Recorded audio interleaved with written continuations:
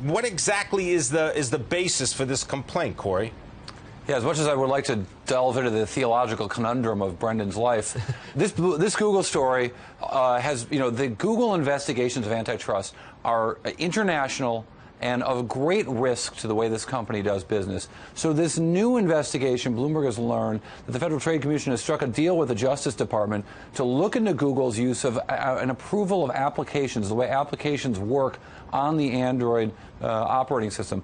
Well over half the phones, 56% of the phones operating in the United States, are run on this Android system. So the notion that Google is deciding, picking winners and losers and favoring their own services beyond search and beyond the operating system could be a big problem for Google. It's exactly what a number of technology companies consulted by the FTC are alleging, and the FTC now digging into that, looking at antitrust problems for Google just 2 years after the last antitrust investigation of Google by the FTC and the Justice Department. Cory, the European Union has been much more aggressive about investigating antitrust for American companies. Help put into perspective the difference between the way European authorities look at this and the way the FTC here in the U.S. does. Well, I'm going to stick up for the staff of the FTC for a moment here to say that the prosecutions in Europe have been more vociferous than in the U.S. But one of the things that we learned about the last investigation of Google for antitrust was that the staff was very vigorous in insisting that charges be brought.